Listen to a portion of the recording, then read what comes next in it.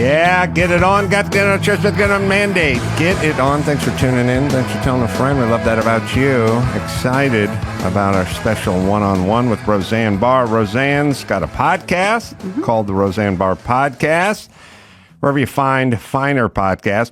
And she's got live shows. She's touring as well all over the country, although mostly Florida. RoseanneBarr.com is where you go for all that. Thanks for joining me. Thanks for having me. It's good to see you. It's good to see you. A lot of time has passed. I know. I was speaking to Dr. Drew off the air, and he said we did her talk show in 98. God. And I have no memory of anything that happened before Monday. Me either. So I find your story fascinating, and I'd like to, get into it, kind of long form. Which part? Well, we'll start at the beginning. Okay. You grow up in, less than favorable conditions. Correct. How do you grow up? I grew up in a poor family in Salt Lake City, Utah. A bizarre family by regular people's standards, I think. And we were Jewish in an all-Mormon community, working class community. And so it was always being a stranger in a strange land and in a strange family. What was strange about your family? Well, every single thing that you could think of. It was a family kind of in trauma because, being Jewish, my grandparents, when I was a little girl, I was about 3, my grandparents, this was in the early 50s, but in, I think, 1948 or so, my grandparents sponsored Holocaust survivors. They had an apartment house there, and they sponsored these people to come to America from that. And so that's where I lived. And I, grew up in that. And you lived in your grandparents' apartment that was housed with Holocaust survivors. Yeah. And so that's one weird thing or different thing. And so we had Friday night dinners at my grandmother's house, and she had a windowsill there where when I was 3, maybe even younger too, I used to perform to do my Shirley Temple impersonation there in that windowsill. And those people were really happy, and they'd laugh and clap for me. And I liked that I could lift people and entertain them. So that was deeply seared into my consciousness early. Yeah, I think a lot of comedians have that experience, like it's a sort of Billy Crystal thing where the relatives would show up for the dinner, they would do their impersonations and sort of scat and dance and have nickels thrown at them. But it was more, I have discovered entertaining a group at a tender age. Yeah. And maybe this could be some vehicle to get out of what is overwhelming sort of poverty and depression. Yeah, it was a lot of that. And of course, my family lied to me and told me I was better than Shirley Temple. And so that set into, I really believed it too, because I thought, they just know how fantastically gifted and talented I am. And so that was kind of... So they were bad, but they were supportive simultaneously? Yeah, until I was 12 and realized, oh my God, I'm not better than Shirley Temple. And it was really depressing when I found out. I was just a fat little dark girl, and I was not indeed better than Shirley Temple. It was real. Then I went into a depressive spiral. Because society had gotten hold of you and let you know you weren't better than Shirley Temple. Well, I saw it for myself. Yeah. So now you're growing up in Salt Lake City. Yeah. You have a sort of base foundation of performing. Yeah, I had that, but also in my family, everybody was a comedian. My dad wanted always to be a comedian, and in our family, Ed Sullivan was very sacrosanct, the show, because there'd be a comedian on it, and my dad would, watch it with me. That was our time together, and he'd go, this guy, and he'd tell me, my dad was a big comedy fan. Like I say, he wanted to be a comic himself. And he would tell me, oh, this guy is doing this and he's doing that. And then this guy, he would explain comedy to me from his point of view. And he had all the comedy records. And also, he was, semi-violent, my dad.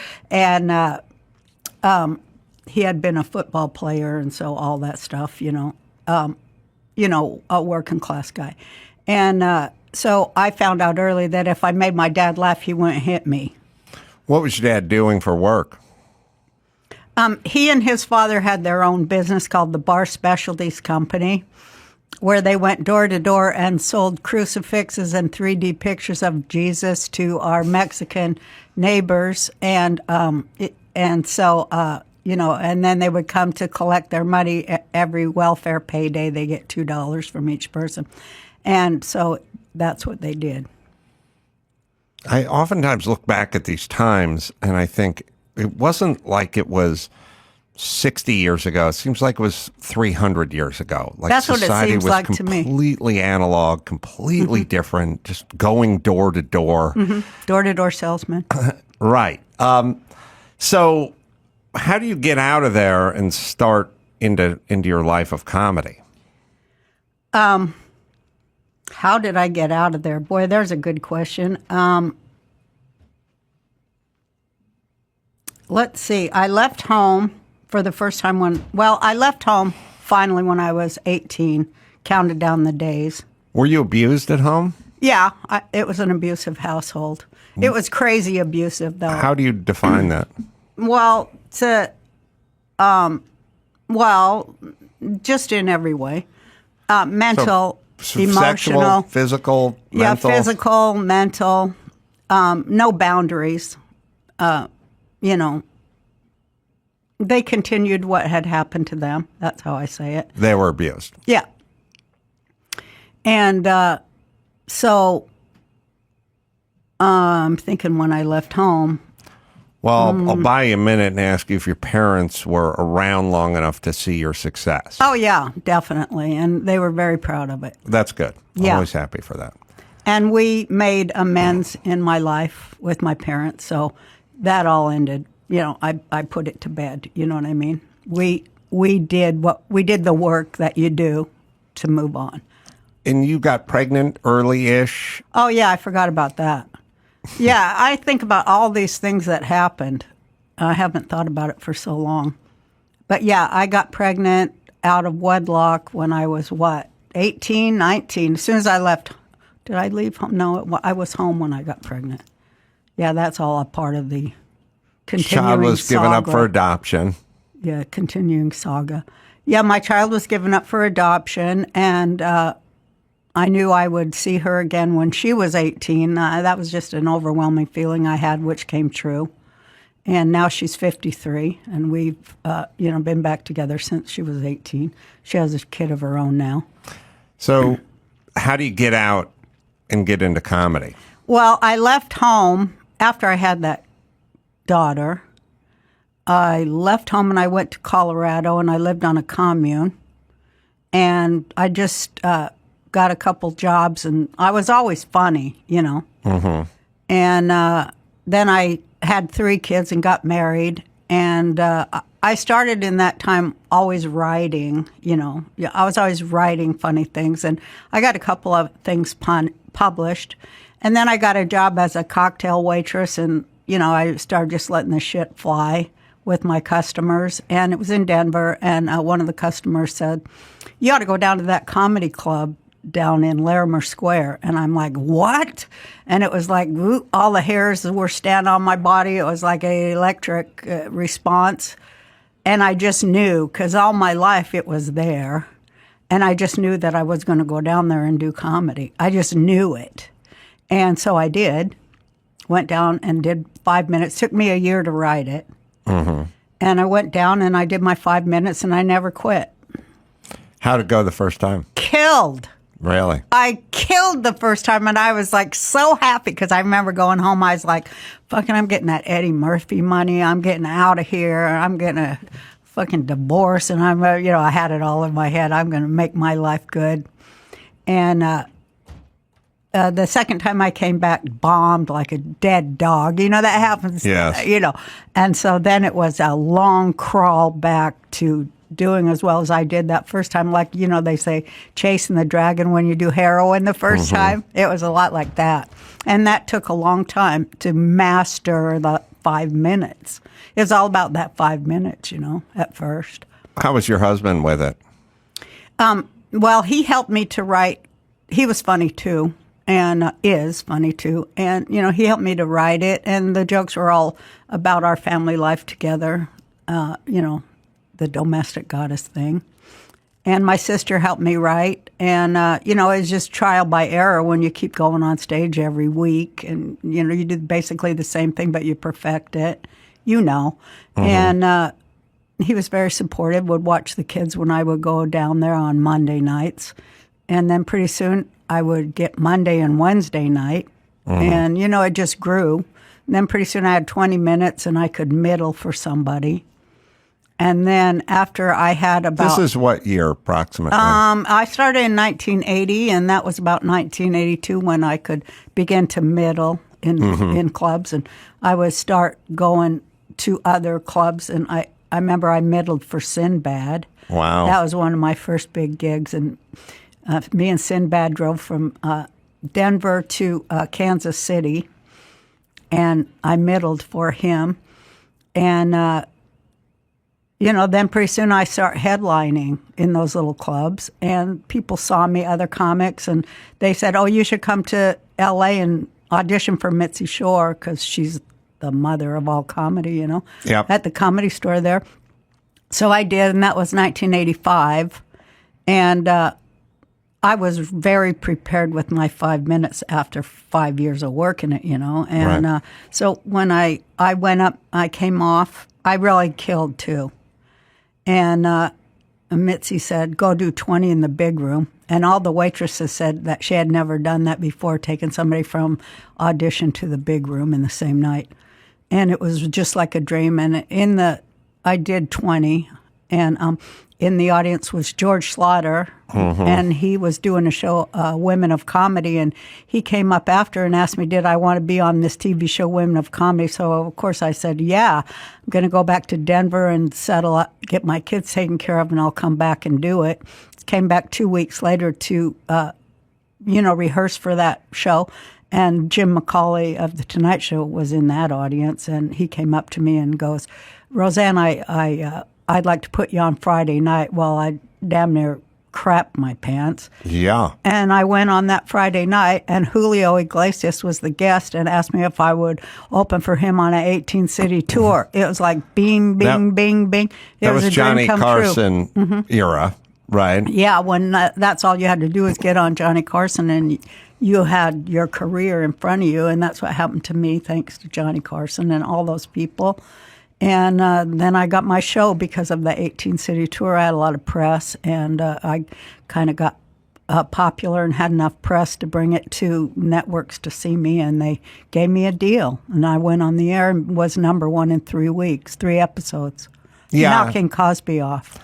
I don't know. It was a God-given moment. You know, I think it was just, I was just very lucky, and it was in the right place at the right time.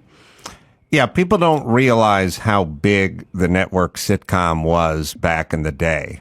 Yeah. I don't think they understand. Yeah, we had like between 32 and 42 million viewers a week. Right. And so, you know, an episode on Girls with Lena Dunham gets 250,000 views, and people are talking about it. And this is 35 million people. And the compensation was insane. Everything was insane. It was really insane because I was making $1 million a week back then. There should probably be like $3 million a week now. Well, if you just do the LA gas prices, it'd probably be like 15 million. Well, yeah, an you're episode. Right. I don't even know what it would equate to now. $1 million. You were the second highest paid woman on TV, I think I read, under Oprah. Only. Yeah, but Oprah wasn't really a network person. Right. She was syndicated always. But I was at one time the highest paid personality that had ever been on television. Was it too much to process in the speed that it came to you? Yeah, it was way too much to process, and I didn't process it. I worked so hard, between the work I did on the show and then going home to try to live a life with the children I had and that kind of deal. I never had time to process anything. I just ran from one thing to another, I didn't have a really good overview or a real good plan. I just went from one mess to another, and I put most of everything I had into the script and the show. And I'm glad I had that focus, because I might have really spun out of control far more than I did. They tell me there's a clip we found from 1998 with me and Dr. Drew doing your show. Oh, boy. Your talk show, as we discussed. Oh, my God, look at that. I look just like my grandson, Ethan. Yeah, it's weird when you get old enough. You can start looking like others. New York Times writes, surprisingly smart and winning. Tracy and Anka are going to be returning later. If it was not for my next two guests, I swear the youth of America would be even more clueless about sex than they are now. Please welcome the hosts of MTV's Love Line and the co-authors of this here new book, Adam Carolla and Dr. Drew. Feels like a dream, doesn't it? Yeah. Oh, see, that's how you are in my mind. When I saw you today, that's the guy I have in my mind. Yes, full of hope and dreams, not crushed by life, society, and government overreach. Yeah. You have such a good show. I really enjoy it. Thanks. You people ask you guys weird. Yeah. Lean forward. I can't see it. I'm not so sure that they ask us weird questions, but there's just weird stuff going on right now in this country. Real weird. Weird. No one has any second thoughts about asking us anything. We do college tours, go out and speak to kids, in rooms 5,000 people in it, and the kids will stand up and ask these same questions that you hear on MTV in front of the faculty, their peers, and everybody. It's amazing. But they have like no shame, right? It's either that or desperation. It's desperation meets alcoholism meets lack of shame, and together There you go. that forms a question. Do we have a Oh, there it is, everybody. That was a good conversation starter. Now it feels like a dream, doesn't it? Yeah. I don't think people who are young realize that the first part of their life, especially in show business, because everything's fast in show business, and there's a lot of movement and going different places. And when you look back on it, it's all very hazy. Because, No time to reflect.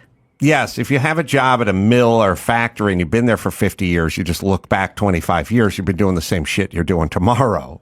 You know what I mean? But this is like, Dr. Drew will say to me, like, yeah, we did Donnie and Marie's talk show back in the day. And I'll go, oh, yeah, we did Donnie and Marie's talk show. Like, everybody's. That's what we did. And I guess we made the rounds with Roseanne as well. You guys were a good guests. I remember that conversation. Well, I don't, but we were always, we had a lot of laps, me and Dr. Drew. So we were always on the short list for guests because we didn't need a lot of pre-production. We weren't some soap actress who didn't have any fun answers. Like we did it for a living. But so for you go through the first incarnation of Roseanne, the TV show. And then how long is the sabbatical before the Connors come around, the second version? Oh, well, the second version was still called Roseanne, and that was my 10th then it was the season. Connors. Sorry. Yeah, it was the 10th season. I always wanted to do 10 seasons, and so I got what I wanted. But, the 10th season was, what was that, 2018 that came back? 2017. And premiered at #1 with 28 million viewers. That was fantastic to come back again and do it again. It was great. So I guess that leads us into sort of cancel culture. Oh, yeah. Which is where we're living now. That's where we're living now, right? Yeah, and the first thing I find about it is I find it to all be very presumptuous. Like, I would never in a million years try to remove somebody from something they were doing because I disagreed with their politics or comment that they made. I would look at it as not my role. Like, I would never go to a club where a comedian was up there just spouting off stuff I disagreed with culturally or politically and then say to the manager, you got to get that guy not to come back. Like, It's not my role. It's not my place. It seems absurd if you think about it. But somehow one side, the left, has sort of been deputized to do a thing that I just wouldn't cross my mind to do it, especially with a comedian. Yeah, well, they self-deputized. Well, right. Yeah. Sorry. The sheriff didn't tell them they could do it. They have no authority whatsoever, but except for what they themselves have assumed for their own. But, Yes. it's hard when you own everything, to be fair. You mean it's hard to cancel you when you own everything? No, it's hard not to cancel. Oh, I mean when you're someone who questions you when you own Right. everything, Right. You're sort of in charge of Disney and Yeah, Viacom you're the royal we. Right, in Madison Avenue, and you're going to call the shots because you feel empowered, because you feel like you have the machine is on your side. Yeah, you have the imperialist right to do it because, after all, you're king. Well, and then when someone questions you, or worse yet, makes fun of you, right, and you have no sense of humor as king, Right. well, it's your duty to remove the jester. Yeah, the part that disappoints me the most about the chapter we're living in, as I've said many times, is I don't know why the people, like you got into trouble with the Valerie Jarrett thing, right? Which was prescient, if you really if you get what I was saying. I was so right on about today. Right. And we'll get into it. Okay. But what I'm saying is I wish more people, whether it was the female soccer player that was kissed by the coach from Spain and got him, thrown out of his job, or Valerie Jarrett, who was senior advisor of former President Obama.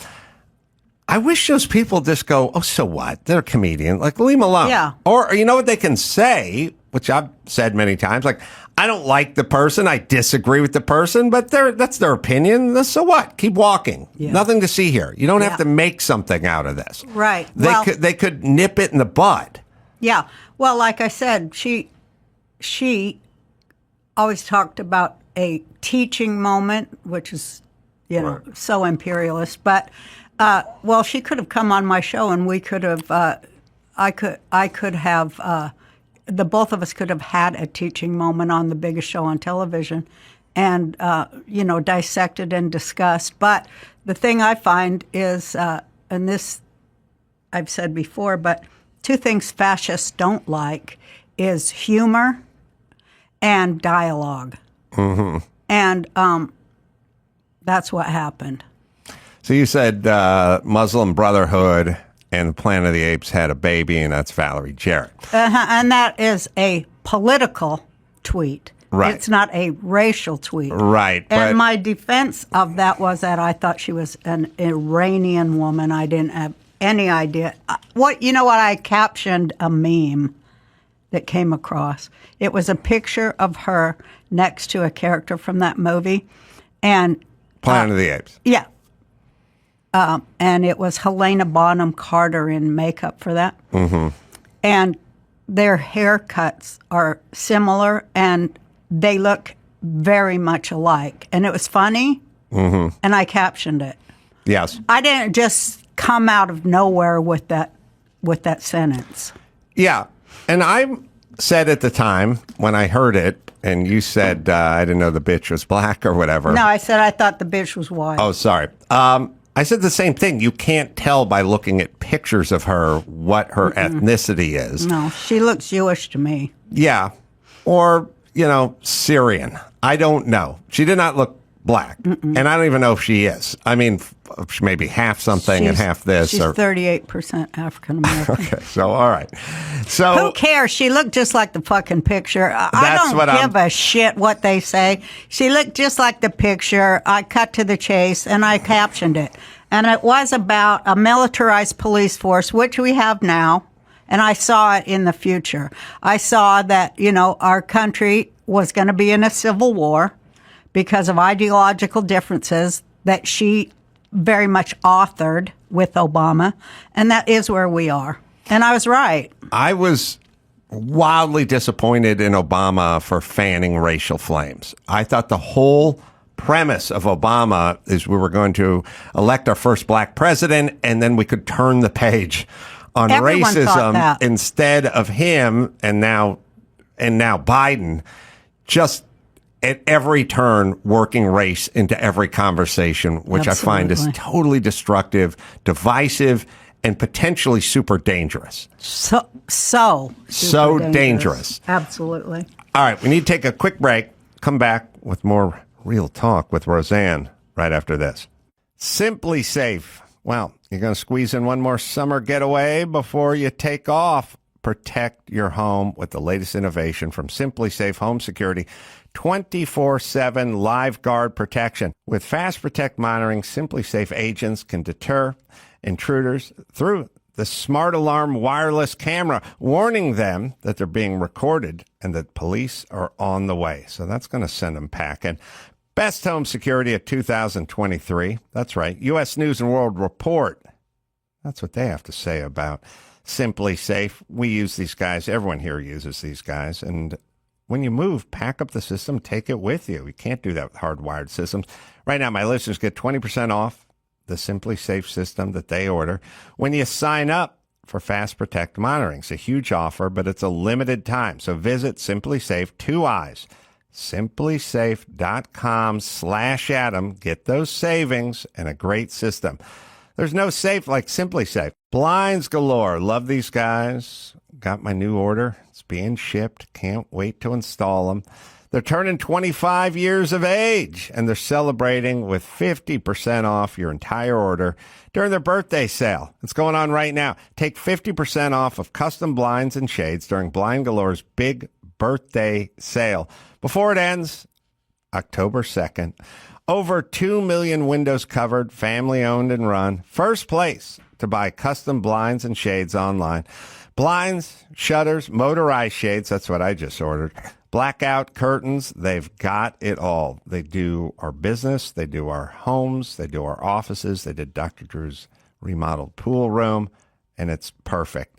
And you can do it all right from your home. Just take your measurements, customize it online, even see exactly what your blinds and shades are going to look like on screen before you buy. They have a technique for that. You can do it online, and you can order up to 15 free samples. It is blindsgalore.com, right, Dawson?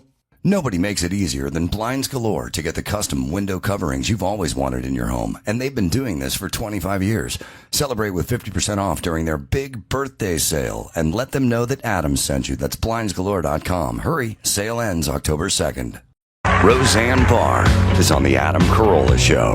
And you should know that the Roseanne Barr Podcast is available on Rumble because the reason there is Rumble is they're the alternative to many platforms.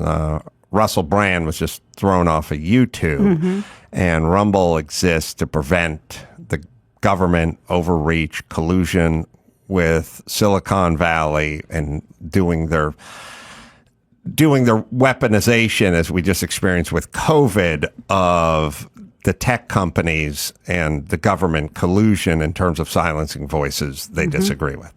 Which is the definition of fascism? Yeah, so here's the bigger question that I've had all through COVID and sort of before this. I get what the government is doing. You do? Well, I get that they have a goal. And the goal for them would be control. Now, I don't like that that's their goal, but that's their goal. I don't think that's their goal.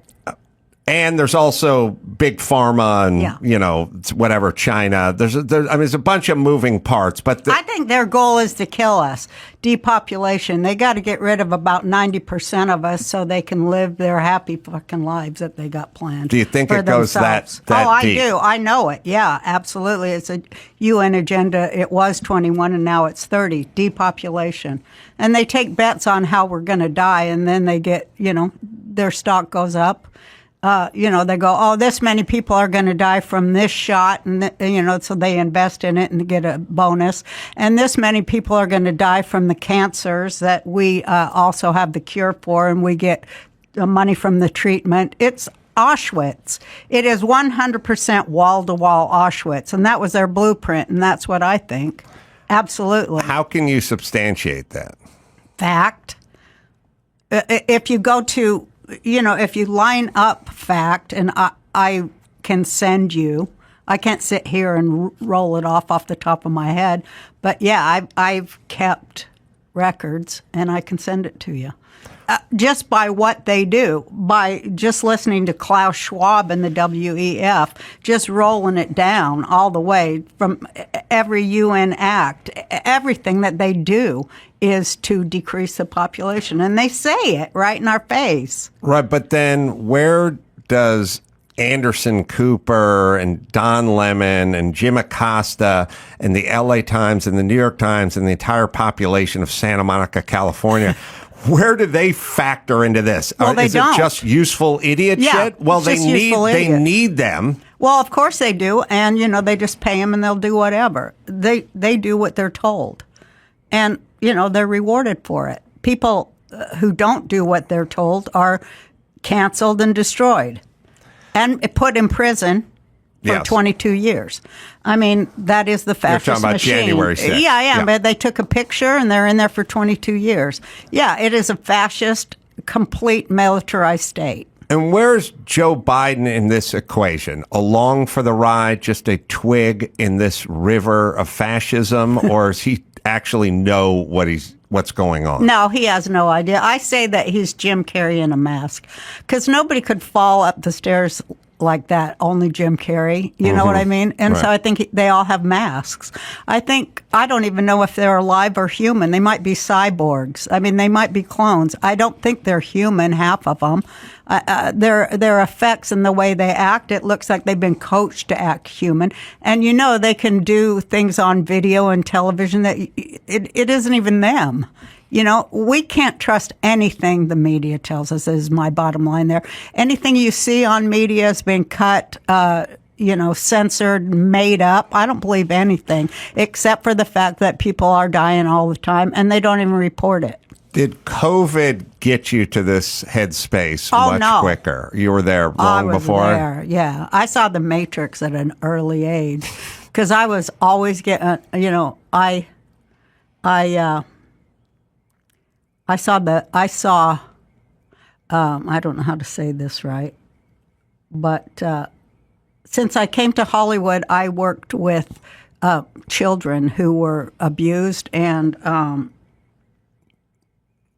owned by pimps, and I always was a fighter in that arena for children sex slaves and children who were controlled by pimps on Hollywood Boulevard that I try to be very involved in. And so I knew from them, the victims, what was really going on behind the scenes and in high up places. So I knew from them what the real deal was. And it was just,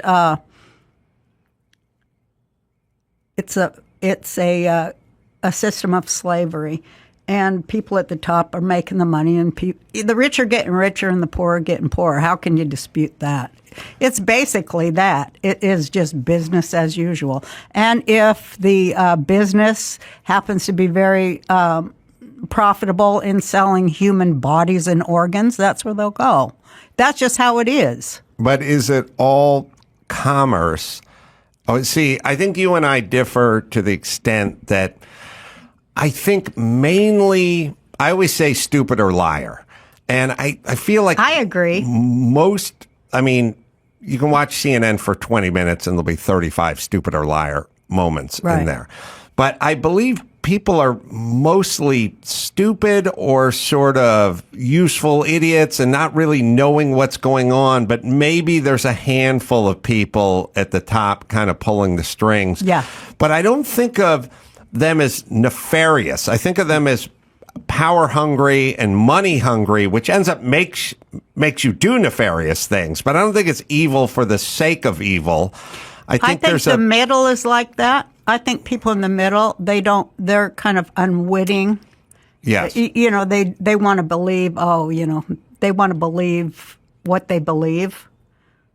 But at the very tip top, the owners of the world, like Carlin said, the owners of the world, sorry to tell you, but they are evil. And they definitely count how many people they need to get rid of. They do it in every war. They do it on purpose. And, they do own everything. The owners of the world are evil. And then how does this trickle down into Hollywood? And then how did Hollywood get so infected with horrible ideas? And how did they all get on the exact same page? That's my question is, COVID came around and all of Hollywood had the exact same talking points. Yeah, they did. Well, they get them at 4 a.m. They get the 4 a.m. talking points from, the people who serve the owners. But how does that affect Hollywood? How does that benefit Hollywood? How does it work? Well, they keep their jobs because, Yes. they have to be useful or they don't keep their jobs. They have to serve the machine. They have to make sure the machine goes. That's the thing that generates all the money. Right. Right? And, well, if you think about it. It's not like they're doing it for their health or for the good of humanity. They're getting paid. Right. And then they get weaponized and then they go after people who go against the narrative. The narrative is all. The narrative's all there is that we get anyway. And the people who invent the narrative, they're all evil. Every last one of them. There ain't a good one amongst them. But they're then, all like devils. How do you account for the smaller group of people who go against the narrative? Well, there aren't many of them, are there?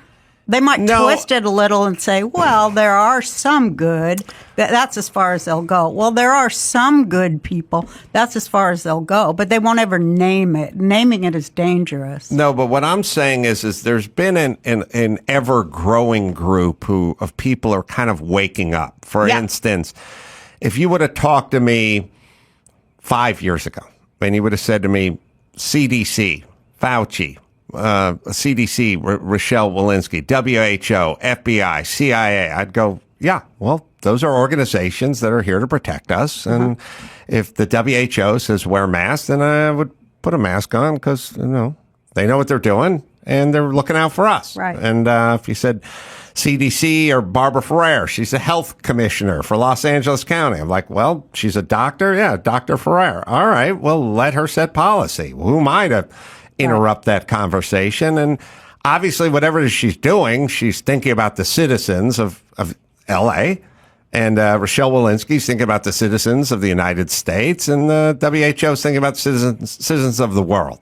Yeah. And the FBI's out there trying to root out evil. That's what everybody And the thinks. CIA's out there doing it on an international That's what all scale. the good people think that way. That's the good all I people that's think all I that thought. way. But then COVID came around, and Yeah. I was like, what's the FBI up to, and what's Fauci up to, and what's WHO up to, and what's CNN up to, and what's LA Times up to? So then I became suspicious. Right. And I now think of them in a very different way. But there is a group of us who do think of them in a very different way. Dr. Drew was all on board with Fauci and everyone else, but then he started looking at what's going on. He was one of the first people to say, wait a minute.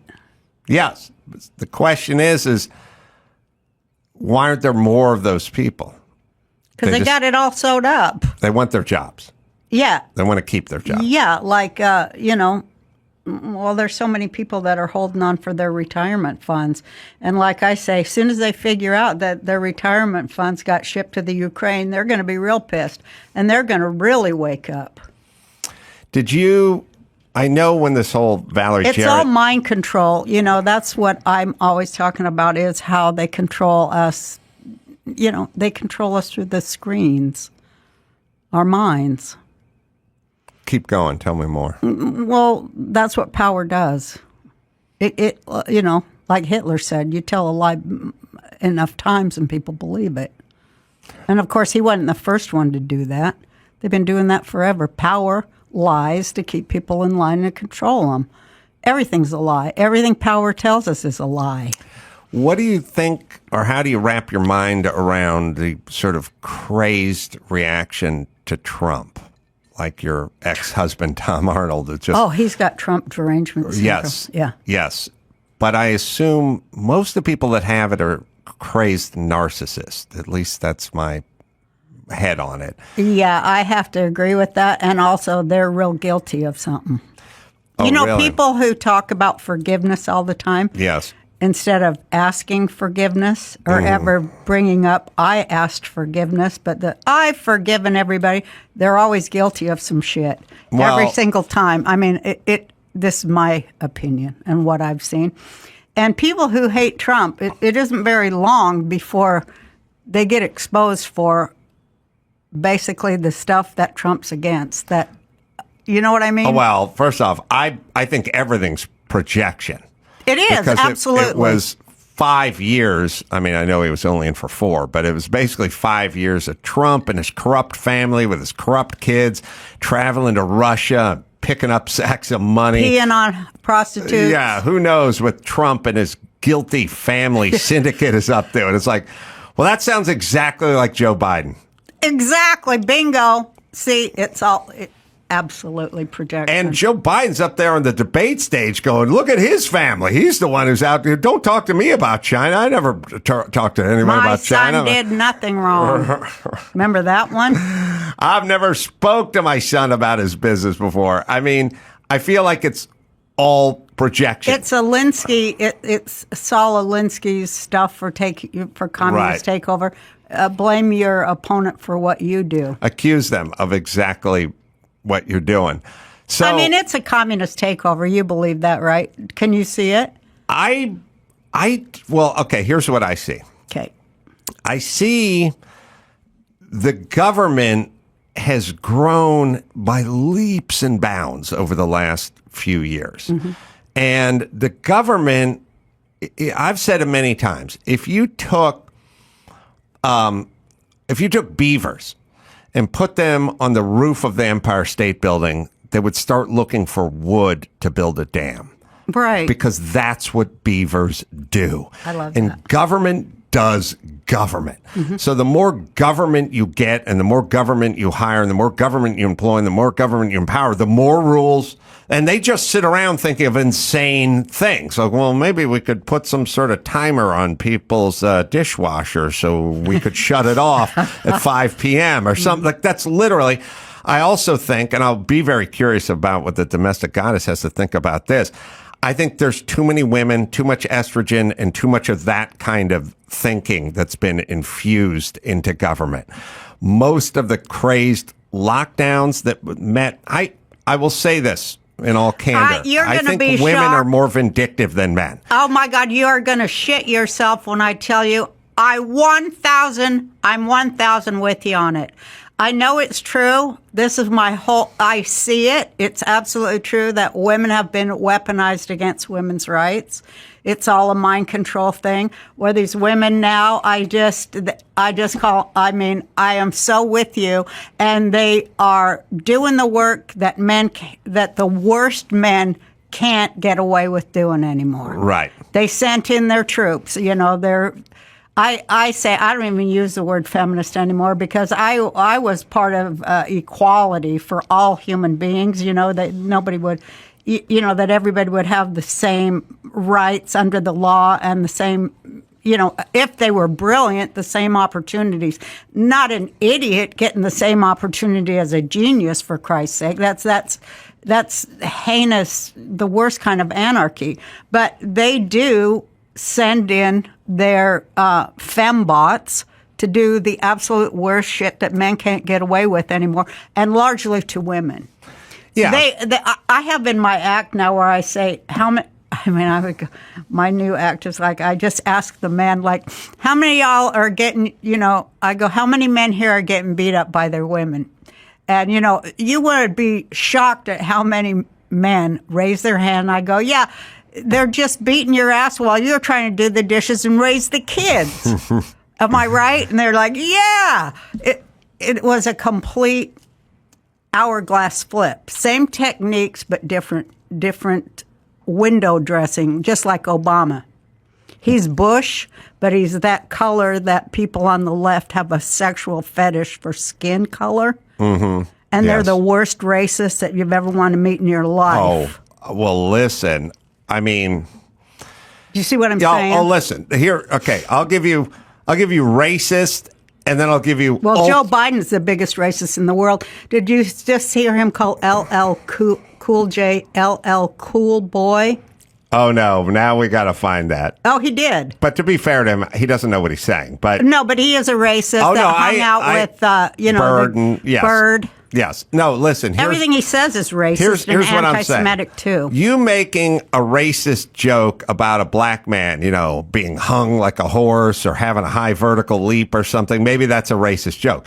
You saying black men aren't capable of getting IDs so they can vote, that's ultra racist. That's insanely racist. And remember when he said, what did he say? What do you say? White kids are black kids are just as smart. He did, like I don't he know said, what like, it was, 100 of them. black kids are just as smart as poor kids or something like that. Something like But that. he also says stuff like the really super racist stuff is like black businessmen are as good as white businessmen. They just don't have lawyers or accountants.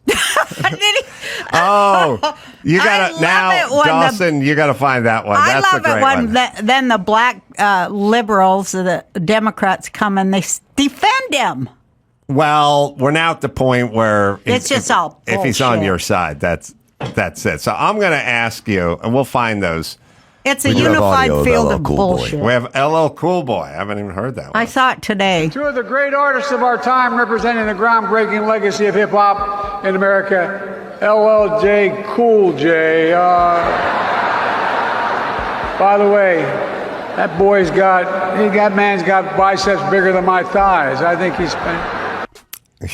Okay. you Now, just if said that were Trump, oh, that'd be it. That'd be That'd it. be it. And CNN would go apoplectic on him. But Trump would never be that ignorant. Well, Trump can think, at least. Yeah. I don't know that Biden's synapses are firing. I don't know that he's even responsible for what he says anymore because he can't think clearly anymore. Like I say, I think that I sometimes I think, and people say this, that it isn't even reality, it's just a show.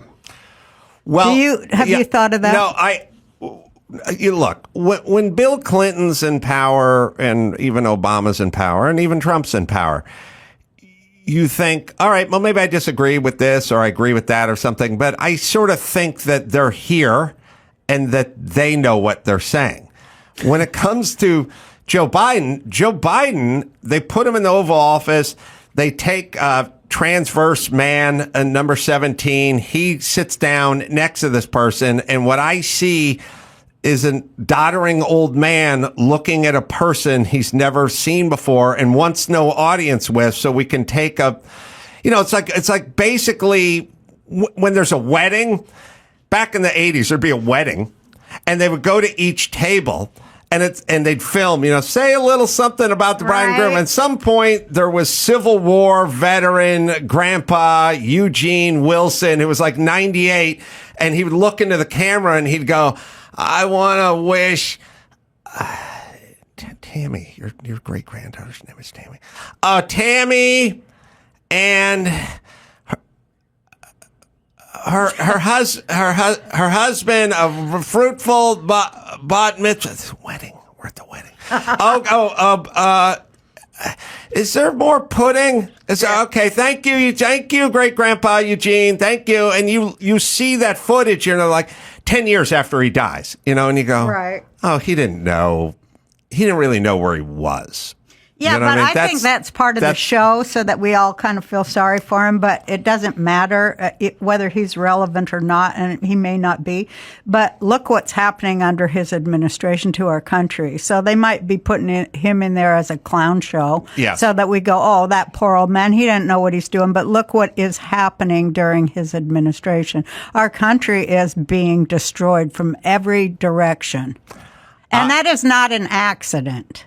That's the question. All right, one more quick break. Back with Rosanna. Hopefully we'll find that clip of him talking about the black entrepreneur. We'll do that right after this. Let me tell you about Angie homeowners. You know, it's a lot of work to own a home, whether it's everyday maintenance, repairs, or dream projects. It can be hard to even know where to start. All you need is Angie, your home for everything home. Find a skilled local pro who will deliver quality and experience. Over 20 years of home service experience. Bring them your project online or with the Angie app. Answer a few questions and Angie handles the rest. Look, you're busy. You don't have time to do all this stuff. Let Angie handle it. Take care of just about any home project in just a few taps. Download the free Angie mobile app today or visit online. Visit Angie.com. That's ANGI.com. ANGI.com.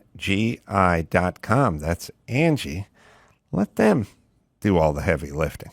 Well, good news. It's O Rewards Member Appreciation Month at O'Reilly Auto Parts. Get the most out of your membership. Shop, earn points, and get rewards sent right to your phone or email.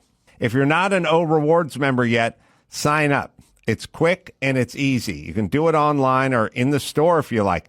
Just ask one of their professional parts people about joining O Rewards next time you visit, and you can start earning points on your first purchase. Sign up for both email and text and get even more out of your membership. And right now, members receive 2 times, 3 times, up to 8 times O Rewards points on select purchases.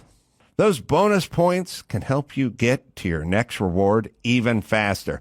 You receive a $5 reward for every 150 O Rewards points, and you can use your reward on your next in-store or online purchase. So don't miss O Rewards Member Appreciation Month now at your local O'Reilly Auto Parts store and O'ReillyAuto.com. Roseanne Barr in studio, the Roseanne Barr Podcast, available on Rumble and also live shows coming up. Yeah. RoseanneBarr.com. As promised, I think we have Biden talking about the wealth gap. Oh, no. The data shows young black entrepreneurs are just as capable of succeeding given the chance as white entrepreneurs are. But they don't have lawyers, they don't have accountants, but they have great ideas. Oh, my God. Does anyone doubt this whole nation would be better off from the investments those people make? And I promise you, that's why I set up this national... All right, they don't have accountants or lawyers, but they could get them. I feel they're not capable of. It's soft bigotry of low expectations. I mean, it's real bigotry. You think black Absolutely. people aren't up to the challenge of life in America? That's what you think. Yeah, that is. And guess who their savior is? You and your party who are going to come in and lower the bar for everything, pardon the pun, and make it so that they can succeed. Well, you can see when you go to Democrat cities, which I made it my mission to go to, as a lot of other people who really wanted to see firsthand what's going on, and it's just worse than Fallujah. And it is primarily black people living homeless on the street for the most part in Democrat cities. And boy, they don't tell you that, do they? And it's a war zone. It's a murder capital, and that's all under the Democrats. And I'm sick of it. I'm sick of their bullshit. Well, and they're going to have to take account at some point someday. The reason you're sick of it and I'm sick of it as well. Just the hypocrisy of it. The hypocrisy of it, 1,000%. But also, it'd be one thing if this group, who you claim to be a huge champion of, the black community, was troubled and having a lot of difficulties, high murder rate, dropout. I just saw a story that the 14 schools in Baltimore, they had 0% black community who could do at math at grade level, so on and so forth. Okay. Highest illiteracy. It would be black families, 70% are wedlock. Okay. I could take the part where the Democratic politicians said, we're trying to help this community. We need to be doing more, and we might need to change our direction here because clearly some of these policies were 50 years on, have not been fruitful or working. But we are a better group to take care of it. They don't do that. No. They go, it's working fine. It's Trump's fault. And you're racist. It's Trump's fault. So you're in charge of these communities that are predominantly black. The blacks vote predominantly for Democrats, like 93%. Up to their lot gets worse in life every year. Yours gets better, and then you call the other side racist. That's exactly how it works. Well, even if the other side is genocide, it is a genocide, and it's like it isn't an accident; it's on purpose. And they were the party of the KKK. They were and are. They were the party of Jim Crow. They opposed every civil rights thing, and for some reason, they managed to hoodwink and bamboozle us that it was the Republican Party, which was the one of Lincoln, that actually ended slavery in this country. They managed to bamboozle and hoodwink us into thinking by projection that it was just the opposite. And you can see it. You can see it if you just look. Yeah, well, projection. By the way, when you're talking about blacks, I don't think you say hood and wink. No, you do say hoodwink if you follow Malcolm X, and that's what he said, and he was so right. And he was so right talking about economic sovereignty within those communities, too, because I'm about to do a whole bunch of shows on what America owes the black population by way of reparations, and that's a huge subject that I'm very excited to get into, because I think that was part of what Trump was doing with his economic plan. And people don't know that either, but that's a whole other subject. You have any predictions with Trump? Well, I told Tim Pool when I went on, I don't think there's going to be any election in 24. I don't think we're going to have an election. And I kind of pray to God that we won't. And how would we not have an election? Well, because it's so corrupt, we don't want it. We don't want another corrupt election, another fraudulent election, another stolen election, another machine-led, fake ballot election. We don't want that. So we might need to boycott it altogether till it gets straightened out for, we want paper ballots and same-day count. Until we get that, I don't think we should have nothing to do with it. I agree. And one side says they want democracy, they want fair, more projection, but they want mail-in ballots. You can do it 2 months beforehand, and you don't need any ID if you go to the polling, if you show up to cast a vote. So I would argue, well, which is it? Which is it? Who wants border security? The one who wants to build a wall, or the one who wants to tear down the wall? Exactly. It's all doublespeak, isn't it? Well, so it's projection. Orwellian? It's Orwellian doublespeak projection. And I'll kind of tell you where I come down on the stolen election, as everyone makes a very controversial subject. I don't know enough or have enough information to say, oh, Dominion, their computers were rigged or the ballot boxes were stuffed or any of that. Now, I'm sure there's been a fair amount of... Well, Carrie Lake just won a thing in Arizona about the fake signatures on the mail-in. So all over the country, and of course they don't report on any of it, but it was a whole host of different ways. It wasn't just one thing. I do not But all over the country, there, people are coming, whistleblowers, and proof that it wasn't just machines. It wasn't just, mail-in votes. It was a whole ton of stuff. I do not dispute that. I'm saying I don't have the facts. But it said any fraud. But I'll tell you what any fraud at all. Well, I'll tell you. I'm sorry. I'll tell you where I think the fraud comes in. The fraud. Facebook. Yes. Yeah, Twitter, I knew you were going to say that. That is the proof. By the way, I mean, let's really just think about this. They have polled Biden voters, and they said if we knew about this whole Hunter Biden laptop and the collusion and Ukraine and that 50 spy guys said, that it's all Russian. Right. So they're all in on it too. Right. So where I'm kind of at is, ballot boxes stuffed at home, motor voter, all that stuff, fine.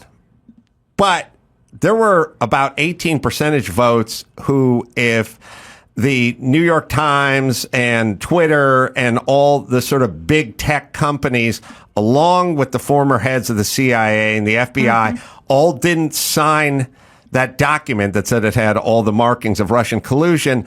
That's election interference. And for so me. is the previous 4 years of Trump's presidency with them saying he's a Russian asset, what, yeah. knob. Cat's paw, I think they would say. Yeah, so there's tampering. Look. It's mind control. It's also kind of, but the part that I keep getting back to is that most Americans are neither here nor there with this information. I mean, especially after being lied to about COVID for 3 years and everything else. It doesn't seem to bother them, which they just that's turned scary. off. They had to just turn it off because, like, they don't have 9 hours a day like I do or you do to sit and read. They're busy with their lives. They just turned off. I don't blame them. They've turned off because they're smart. Now, you're set for life financially, right? I hope so if I live 3 more years. But you can't really be canceled anymore, right? Fuck them. I'll come back out of the goddamn grave. I'm not going to let them win. Right. They're devils. Well, I've been a little disappointed by the comedian community, especially during COVID and all this, which is I said, look, the reason you become a comedian is so you can say what you want. And They're scared. I get it, but plus they don't know what to say. A lot of them, they think it's just dick and fart jokes. Come on. But you know what? You got to come down to Rogan's Club in Austin and see inspiring comics. Oh, really? Amazing, brave, fucking in your face, red-blooded comics there. And there's no censorship and there's no woke. No woke. And it is just fucking phenomenal. You would love it. I want you to do that. Well, tell Joe. Because I will come down there and Okay. happily do multiple sets Just or whatever they want. witness. We'll come and work, but witness. Well, I want to perform too. as long Yeah, as we're perform too. But doing I just that. go down to witness. I was like, these young people, shit, they're on fire. Well, they were created by all the people that were trying to silence them over the last few years. And this is what I keep saying to everybody. You created Tucker Carlson, and you created Joe Rogan, and you created Candace Owens, and you created Ben Shapiro. You've created all these Don't people. blame me for Ben Shapiro. Come on, he's in the tribe.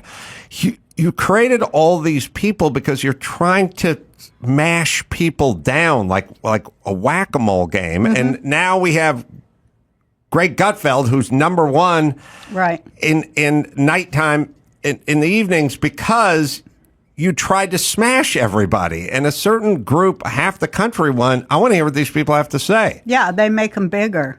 But I like Greg Gutfeld.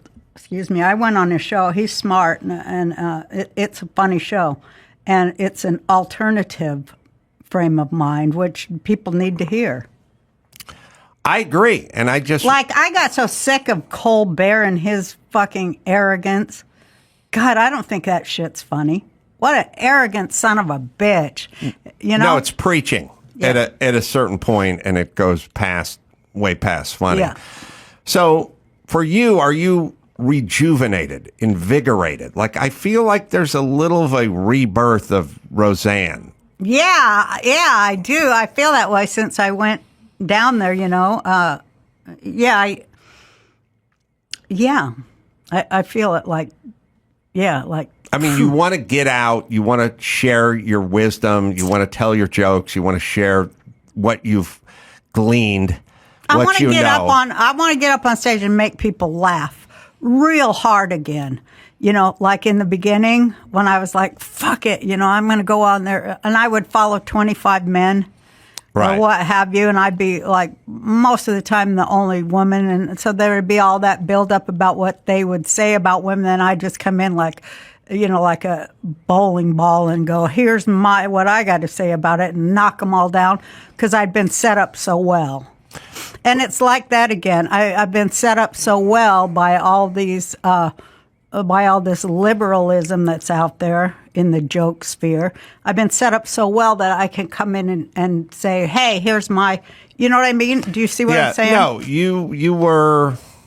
I guess maybe you were like. I can say the other side that hadn't been heard yet, and I felt like, hey, it's back. It's like my daughters go, oh, Mom, you're in your 4th Saturn return or whatever shit they say, them kids. Yeah, but it is like that. Yeah, you felt you were young, you were vibrant, and you had something to prove. And then, I was hungry for it. Yeah. And then you got super wealthy. Yeah. In the world, the weight of the world, and everyone sort of realizes when they become successful, it's like, oh, you got to talk to an attorney every other day, and someone's getting sued again, and there's a shitty divorce, and everything's a shit show. Yeah, that's true. And then you get a little disillusioned with why bother being successful if it's going to turn into this. You're so right. And then you get a little dormant. You go, fuck it, I'll just sit home and watch Fox. And then at some point, you get rejuvenated. Like some admiral that needs to come out of retirement because you're losing the naval battles. And you go, I must get back on that battleship and hit the open seas. I felt like that when I came back to do the reboot, because I thought, Jesus, plus ABC was begging me to come back. And I thought, well, this is a good time for me to bring that message of love that I felt I brought in my show was the family's all... They got a lot of problems, but it's just love, love, love. And I thought, well, this was a good time to come back and show a Trump hater and a Hillary hater in the same family, but they still love each other. They still get along. I thought that was a good message for our country at the time because I hated seeing all that division. I thought we're not going to survive it. So I had that drive to come back and do that on TV, which I did for that season. And then they killed me for it. And why did they have to? It was the kind of thing that would have been out of the news cycle in 72 hours. I think Bob Iger, the head of Disney, he had to because at the time, I think, as I put together later, he had hopes of running for the presidency from the Democrat Party. Oh. And I saw that on the Oprah interview with him subsequently. To what he did. And he said that his first phone call was to Valerie Jarrett, and then Michelle Obama called him. And then, so they had to fire me because that, he couldn't have, it was all political. And, right. It was Susan Rice. And then Obama himself called to thank Bob Iger for destroying me. They're such coward pussies. It drives me nuts. Yeah, it really pissed me off. So I was like, well, I mean, they did try to destroy me, and they killed my character. And my character, I say. But I went so far down that I felt like they were trying to get me to do a Robin Williams on myself because they had my character die from an opioid overdose. Mm-hmm. When, in fact, one of the members of our show did die from that, the guy that played Mark, Glenn Quinn. He did die from that. And that was nothing to him to say, we're killing her character like that, too. The person who, it was so ugly. And I felt like they were joking about it, her death. I was like, this is so ugly, so horrible, that I can't let it stand. And I'm going to come back, and I'm going to be better than ever. I had With a network sitcom? Huh?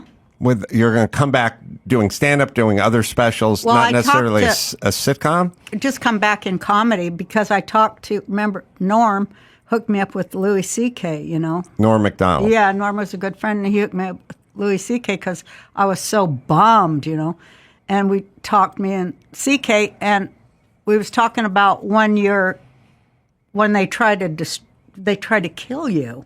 Right. They'd take their jackboot and rub it right into your face, into the dirt. It ain't enough that they get you fired. They want you dead.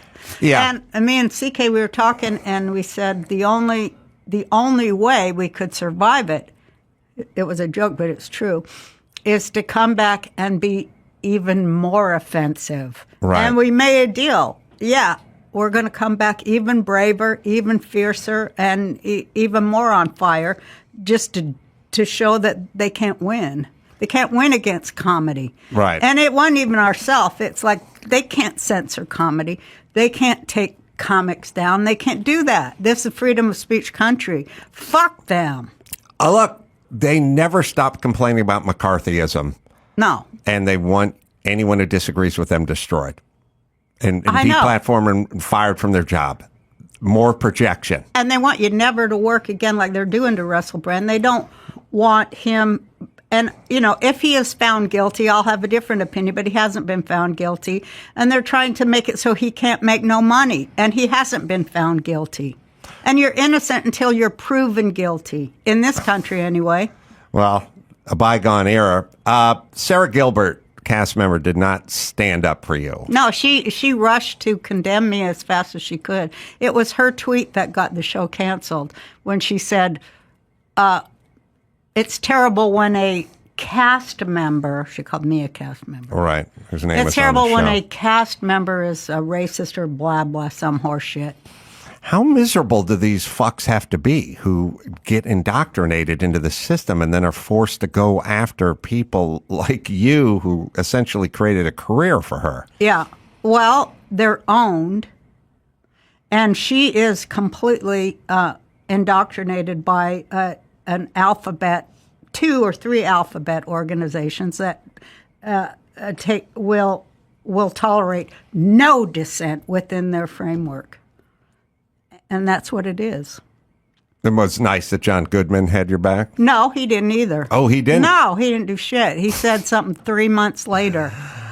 That's the saddest part of this That is entire... the saddest part to me. This entire That was the thing saddest that part. drives me... It drove me crazy. But I had to let it go because I was like, well, that's how it is. You know what? You have to come to the point where you're like, that's what is. And it was horrible to face it. But that's when I realized it is what it is. But it ain't going to stop me because I'm still funny and I can write fucking jokes. They're not going to stop me from being funny or writing jokes. Fuck them. They can't do it. Obviously, their show shows that they ain't funny and they can't do it well. Fuck them. A positive note to go out on with Roseanne Barr. I enjoyed agree. it. We're just at that point where you just got to go, fuck you. I'll say what I want. I've had a million people say to me, what are you talking about? Stop talking about. I go, I'm a comedian. I'll say what I want. I'll say what I want. That's it. And they go, right. well, it's going to hurt this or it's going to hurt that. And I go, well, that's their decision. Yeah, I don't have a choice in that. They can piss off. And you know what? I enjoyed being here with you, and I want this how I want to end it. Long may it wave. Well, you can listen to the podcast. Hopefully, I'll be a guest on it at I'd some love point. to have you on. The Roseanne Barr Podcast, wherever you find finer podcasts, and Rumble as well. And then she's got live shows coming It's up. my farewell tour, by the way. Oh, you and Cher are going to have 15 of those. RoseanneBarr.com is where you go for the live shows. I'm going to be in Irvine. I'll be in San Francisco at Cobb's October 14th, 13th, 14th. I'm in Spokane, Washington. Just go to AdamCarolla.com for all my live shows. And until next time, it's Adam Carolla for Roseanne Barr. Say it. Mahalo.